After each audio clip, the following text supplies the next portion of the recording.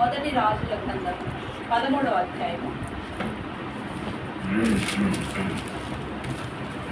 13వ అధ్యాయం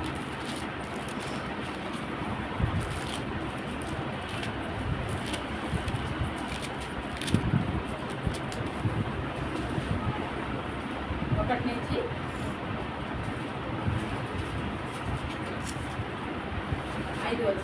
4 వచనాలు. అంతట దైవజనుడైన ఒకడు యెహోవా చేత సెలవొంది యూదా దేశము నుండి బేతేలునకు వచ్చెను.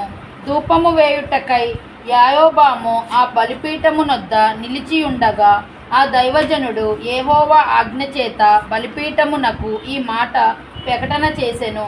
బలిపీఠమా యెహోవా సెలవిచ్చుచున్నదేమనగా, దావీదు సంతతిలో ఏషియా అనునొక శిశువు పుట్టును. నీ మీద ధూపము వేసిన ఉన్నత స్థలము యొక్క యాజకులను అతడు నీ మీద అర్పించును. అతడు మనుష్య శైల్యములను నీ మీద దహనము చేయును. ఈ బలిపీఠము బద్దలైపోయి దాని మీదనున్న బుగ్గి ఒలికి పోవుటయే యెహోవా ఇచ్చు సూచన అని చెప్పి ఆ దినమున ఆ ప్రవక్త సూచన ఒకటి ఇచ్చెను. బేతేలు నందున్న బలిపీఠమును గూర్చి ఆ దైవజనుడు ప్రకటించిన మాట రాజైన యాయోబాము విని బలిపీఠము మీద నుండి తన చేయి చాపి వానిని పట్టుకొనుమని చెప్పగా అతడు చాపిన చేయి ఎండిపోయెను. దానిని వెనుకకు తీసుకొనుటకు అతనికి శక్తి లేకపోయెను. ప్రేమ కలిగిన తండ్రి, కృప కలిగిన దేవా, నీకే వేలాది చెల్లిస్తున్నాను. చదివబడిన లేఖన భాగాన్ని మీరు ఆశీర్వదించండి. మా యొక్క మీటిలో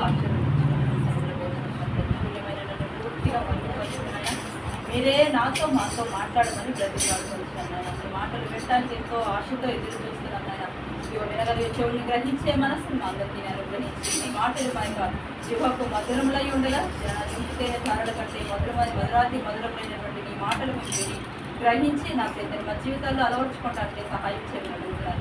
నీకు స్తోత్రములు, వందనాలు చేస్తున్నాను. శక్తి లయపరచుకున్నాయినా మీ ఆత్మతో అభిషేకించండి. నాన్న మీరే మాతో మాట్లాడమని మాకు ప్రాణం పెట్టి తిరిగి లేచి రానైనా గమనించే ప్రార్థించి అడిగి పెట్టుకుని కొద్దిగా నాకు తండ్రి ఆమేన్. ఇక్కడ మనం గమనించినట్టయితే అంతటా దైవజనుడైన ఒకడు యెహోవా చేత సెలవునుంది యూదా దేశం నుండి బేతేలునకు ధూపం వేయుటకై వచ్చెను. ధూపం వేయుటకై యెరోబాము ఆ బలిపీఠం వద్ద నిలిచి ఉండగా ఒక దైవజనుడు వస్తున్నాడు. ఎక్కడి నుంచి వస్తున్నాడట? యూదా దేశం నుంచి బేతేలుకు వస్తున్నాడు. యూదా దేశం అంటే వేరే దేశము, బేతేలు అంటే ఇజ్రాయేలుల దేశం. అంటే అంత ఇజ్రాయేలు ప్రజలందరూ ఒకటిగా ఉన్నప్పుడు ఒకే రాజు ఏలాడు. ఎవరు ఫస్ట్ ఏలింది? ఇజ్రాయేలు ప్రజలను ఫస్ట్ ఏలిన రాజు ఎవరు? సౌలు. అందరూ కలిసి ఉండగా ఫస్ట్ ఏలిన రాజు సౌలు, తర్వాత దావీదు, తర్వాత సొలొమోను తర్వాత రెహబాము వచ్చినప్పుడు రెహబాము కాలంలో వారిని రెండు భాగాలుగా దేవుడు విభజించాడు. 2 గోత్రాలు వారిని ఒక యూదాగాను, 2 గోత్రాలు వారిని ఇజ్రాయేలు వారుగాను దేవుడు విభజించాడు. అయితే ఎందుకు విభజించాడు అని అంటే ఈ యొక్క రెహబాము చేసినటువంటి పాపము నిమిత్తమై దేవుడు ఆ విధంగా చేశాడు. సో అయితే అలా విడదీసిన తర్వాత ఈ ఇజ్రాయేలుల ప్రజల్ని ఏలడానికి ఒక రాజుని నియమించాలి. ఎవరిని నియమించాడంటే దేవుని చిత్తంలో ఉన్నటువంటి యెరోబాముని నియమించాడు. ఇటువైపు ఒకసారి చూద్దాం. పేపర్ ఇటువైపు తిప్పితే మొదటి రాజులు 11వ అధ్యాయము 28వ వచనం. అయితే యెరోబాము అను ఇతడు మహాబలాఢ్యుడై ఉండగా ఎవరుటకు ఇతడు పనియందు శ్రద్ధ గలవాడని సొలొమోను తెలుసుకొని యోసేపు సంతతి వారు చేయవలసిన భారమైన పని మీద అతనిని అధికారిగా నేడైంది. సొలొమోను ఉన్నప్పుడు ఒక అధికారిగా నియమించాడు యెరోబాముని. ఒక అధికారిగా అయినటువంటి యెరోబాము సొలొమోను దగ్గర పనిచేస్తున్నటువంటి పనివాడుగా ఉన్నటువంటి యెరోబామును దేవుడు ఆశీర్వదించి రాజుగా నియమించాడు. రాజుగా నియమించిన తర్వాత రాజుగా పట్టాభిషేకము చేశాడు దేవుడు పట్టాభిషేకం చేసిన తర్వాత ఇజ్రాయేలు ప్రజల్ని ఏలుతున్నటువంటి యెరోబాము ఏం చేశాడు? ఇక్కడ ఒక చూద్దాం. 12వ అధ్యాయము 26వ వచనం. ఈ జనులు యెరూషలేమునందున్న యెహోవా మందిరమందు బలులు అర్పించుటకు ఎక్కిపోవచ్చుండిన ఎడల ఈ జనుల హృదయం యూదా రాజైన రెహబాము అను తమ యజమానిని తట్టు తిరుగును, అప్పుడు వారు నన్ను చంపి యూదారాజైన రెహబాము వద్ద మరలా చేరుదురు.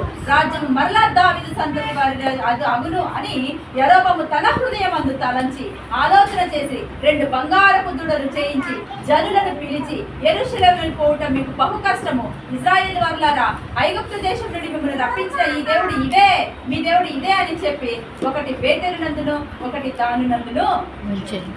దేవుడు ఇంత గొప్ప కార్యము చేసినటువంటి యరొబాము దేవుని కార్యాలు మర్చిపోయి ఈ ప్రజలందరూ దేవుని స్తుతించడానికి యెరూషలేములకు వెళ్తే నన్ను మర్చిపోతారు, నన్ను విడిచిపెడతారు, నన్ను చంపేసి మళ్ళా రెహబామును దావీదు సంతతికి రాజుగా పట్టాభిషేకం చేస్తారు, నన్ను నా సంతతి అంతా ఇంకా కొట్టుకొని పోతుందేమో అని తలంచి తన హృదయంలో తలంచి, తన హృదయం ఏ తలంపు తలంచిందో చూడండి ఒకసారి.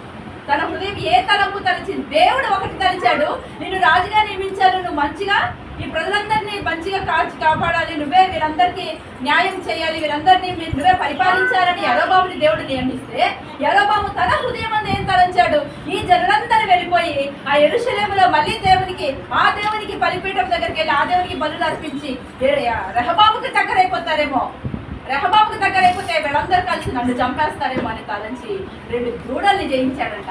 దూడల్ని జయించి, ఇదిగో ఇశ్రాయేలు మిమ్మల్ని నడిపించింది ఇవే, మీ దేవుడు ఇదే, మీ దహన బలులు మీ కానుకలు సమర్పించాల్సింది వీటికే అని చెప్పాడు. అంటే ఇశ్రాయేలీయుల ప్రజలు పాపము చేయడానికి యరొబాము కారకుడయ్యాడు.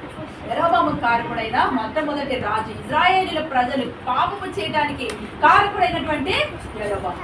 దహన బలిపీఠం, దేవునికి బలిపీఠాలు, దేవునికి చెల్లించవలసిన బలులు ఎవరికి అర్పించాడు? విగ్రహాలకు అర్పించాడు.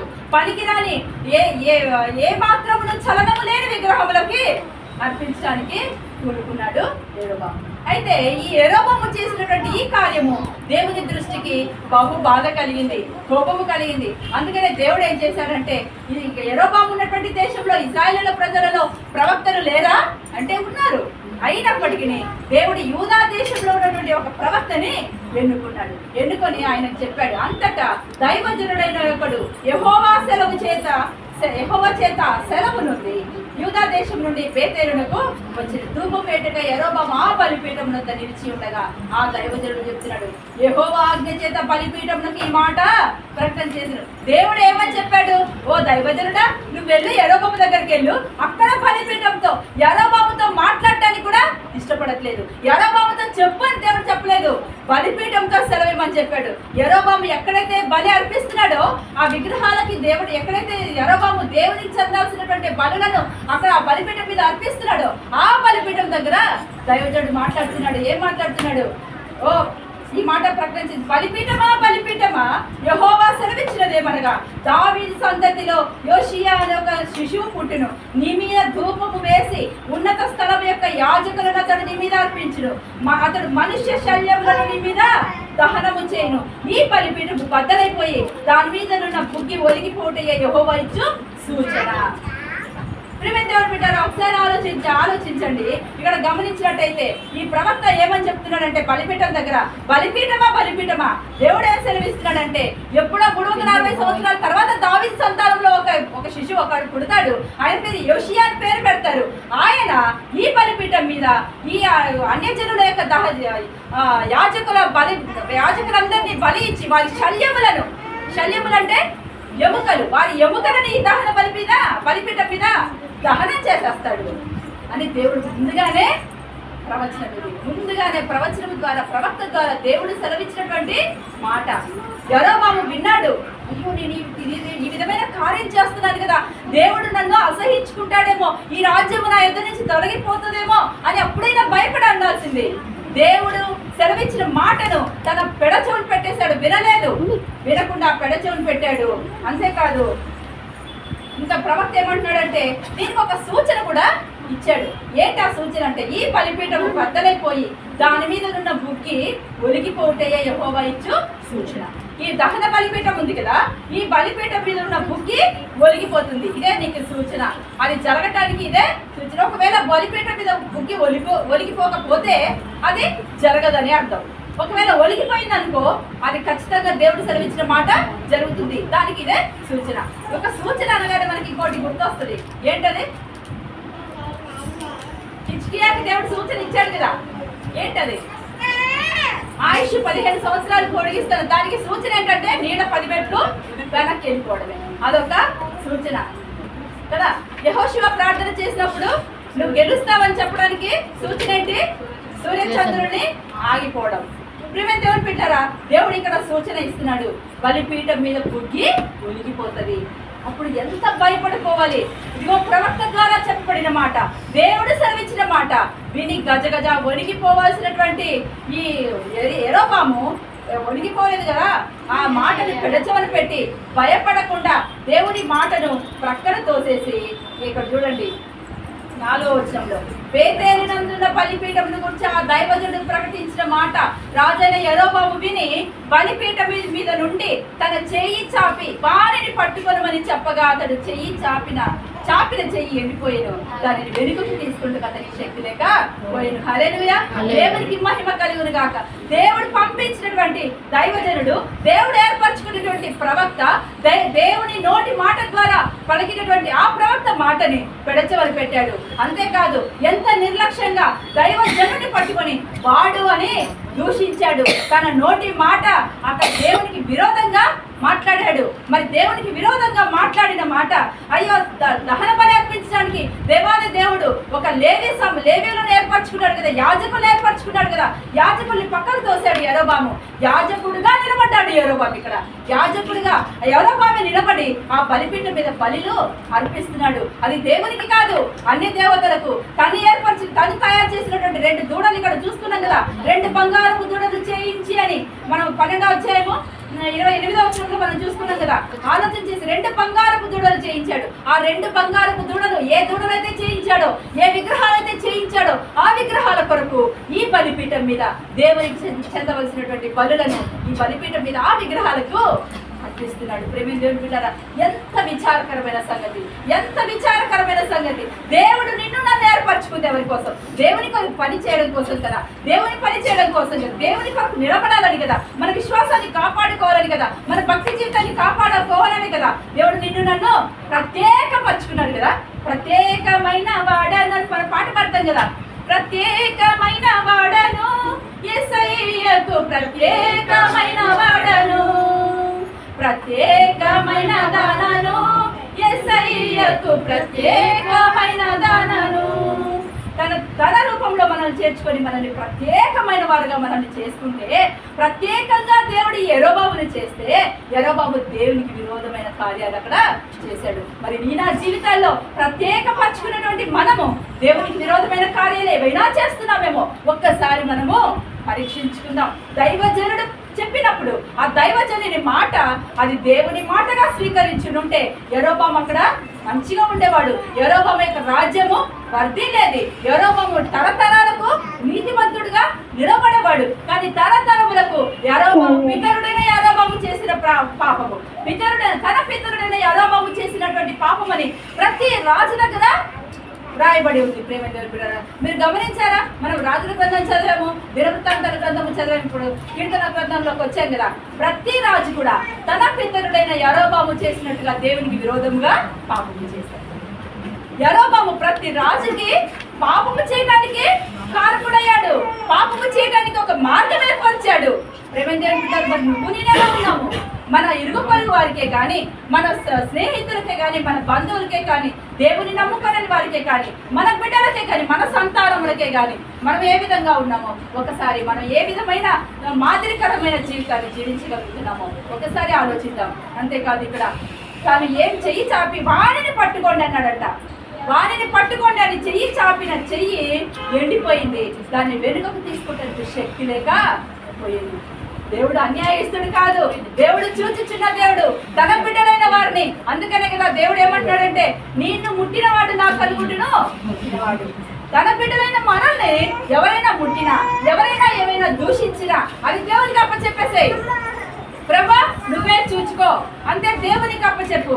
మనం దేవునికి అప్పచెప్పి మన పని మనం చేసుకుంటే వెళ్ళిపోతే దేవుడు ఆ కార్యము చేస్తాడు. మన మనసులో బాధపడొద్దు, మనం ఇంకొకరితో చెప్పొద్దు, నలిగిపోవద్దు, కన్నీరు కార్చొద్దు.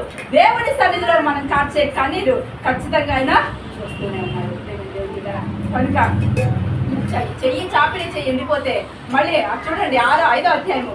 మరియు యెహోవా సెలవు ప్రకారము దైవజనుడు ఇచ్చిన సూచన చెప్పున బలిపీఠము బద్దలు కాగా ఉక్కి దాని మీద నుండి సూచన జరిగింది. తర్వాత ఎప్పుడో వెంటనే కాదది, ఈ సూచన జరిగింది. ఎందుకు? యోషియా అనే ఒకడు పుడతాడు దావీదు సంతానంలో. అప్పుడు ఈ నువ్వు ఏర్పరిచినటువంటి ఈ అన్య దేవతలు అయితేనేంటి, లేదా నువ్వు ఏర్పరిచిన విగ్రహాలు అయితేనేంటి, లేక ఈ యాజకులు అయితే ఎవరైతే నువ్వు నియమించినటువంటి యాజకులు ఉన్నారు కదా, వారి యొక్క ఎముకలన్నిటి కూడా ఆ బలిపీఠం మీద కాల్చి బుక్కి చేస్తాడు. ఎవరు? యోషియా, దావీదు సంతతిలో వచ్చినటువంటి యోషియా. అయితే ఆయన వెంటనే వీళ్ళ తర్వాత వచ్చిన స్థలమే కాదు, తర్వాత 360 సంవత్సరాల తర్వాత జరిగేది దేవుడు సెలవిచ్చాడు. అది జరుగుతుందని సూచన కూడా చూపించాడు. బలిపీఠము బద్దలైపోయిందట, గుక్కి దాని మీద నుండి ఊడిపోయిందట. అప్పుడు రాజు, నా చెయ్యి మునుపటి వలె బాగా ఉన్నట్టు నీ దేవుడైన యెహోవా సముఖమునందు నా కొరకు వేడుకొనమని ఆ దైవజనుని బతిమాలుకొనుగా దైవజనుడు యెహోవాకు బతిమాలుకొనేది కనుక రాజు చెయ్యి మరలా బాగా మునుపటి వలె. హల్లెలూయా.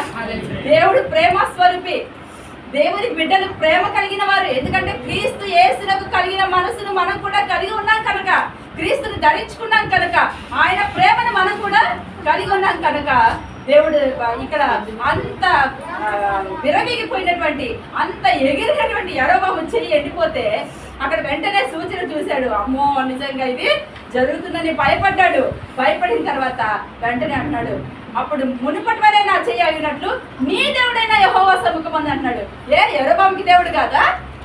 యరొబాము దేవుడు కాదా? యెహోవా దేవుడు అనే ఆయన యరొబాముకి రాజ్యం ఇచ్చింది దేవుడే కదా. మర్చిపోయాడు. దేవుడు చేసిన కార్యములను మర్చిపోయేవారు ఎందరో ఉన్నారు. దేవుడు పెట్టారా? దేవుడు చేసిన కార్యాలు మన జీవితంలో ఎన్నో లెక్కలేనని, మనకు గ్రహింపడానికి కూడా మనకి శక్తి చాలనని గొప్ప కార్యాలు దేవుడు మన జీవితంలో జరిగించున్నాడు. అయితే ఇక్కడ ఇంత గొప్ప కార్యము చేసినప్పుడు దేవాది దేవుడిని మర్చిపోయాడు. నీ దేవుడైన యెహోవా సముఖమందు నా కొరకు వేడుకొనమని ఆ దైవజనుని బతిమలాడుకుంటున్నాడు. ప్రభువా నన్ను క్షమించు, దేవా నన్ను క్షమించని దేవుని దగ్గర అతను కూడా బతిమలాడుకుంటే దేవుడు వినడా? వింటాడు, ఖచ్చితంగా వింటాడు. కానీ దైవజనుని కూడా విమర్శించాడు, దైవజనుని కూడా తక్కువ చేసి మాట్లాడాడు కదా. అందుకని దైవజనుని అంటున్నాడు, దయచేసి నా కొరకు బతిమలాడుకోవా, ఒక్కసారి నా కోసం ప్రార్థన చేయవాలి. బతిమలాడుకుంటుంటే దైవజనుడు, నన్ను ఎంతగానో హేళన చేసావు కదా, నన్ను వాడు వీడు పొమ్మన్నావు కదా, పట్టుకోండి వాడి కథ చెప్తానన్నావు కదా, మరి నేనెందుకు నీ కొరకు నేను ప్రార్థన చేయాలి అని అనలేదు దైవజనుడు. అదే దేవుడు ఏర్పరచుకున్న కుమారుడు, దేవుడు ఏర్పరచుకున్న కుమారుడు. ఒకవేళ ఎన్ని మాటలన్నా అనివ్వండి, ఒకవేళ దైవజనుడిని, ఒకవేళ సంఘంలో వారే కానీ, ఇరుగు పొరుగు వారే కానీ, కుటుంబంలో వారే కానీ చిన్న చూపులు చూసినప్పటికీ కూడా, ఒకవేళ ఎన్నో నిందలు వేసినప్పటికీ కూడా, ఆ దైవజనుడు అంట, ఆ సేవకుడు అంట అని ఒకవేళ చులకన భావం కలిగి ఉన్నప్పటికీ కూడా దైవజనుడు ఎలా ఉండాలంట? ప్రేమ కలిగి ఉండాలి. ఆ దైవజనుడు ఏ విధంగా వారి కొరకు ప్రార్థన చేయాలి, వారి కొరకు ప్రార్థన చేసే దైవజనుడిగా ఉండాలని దేవుడు మాట్లాడుతున్నాడు. ఆనందమైన దేవుని బిడ్డలుగా మనము ఉండాలి. వాళ్ళు వెంటనే ప్రార్థన చేస్తే ఏమైంది? దైవజనుడు యెహోవాను బతిమలాడుకోండగానే దేవుడు ప్రేమ స్వరూపి వెంటనే రాజు యొక్క చెయ్యి బాగే మునుపటి వలె ఆడింది. దేవుడికి మహిమ కలిగింది కాక. దేవుడు ఎంత గొప్ప ప్రేమమయుడో మనము జ్ఞాపకం చేసుకుంటున్నాం. అంతేకాదు 7వ అడుగుతామా, అప్పుడు రాజు, నీవు నా ఇంటికి వచ్చి అలసట తీర్చుకును, నీకు బహుమతి ఇచ్చేదని ఆ దైవజనుడితో చెప్పగా, దైవజనుడు రాజుతో ఇట్లా, నీ ఇంటిలో సగము నీవు నాకు ఇచ్చినను, నీవు నీతో కూడా నేను రావడానికి లోపలికి రా, ఈ స్థలం అని నేను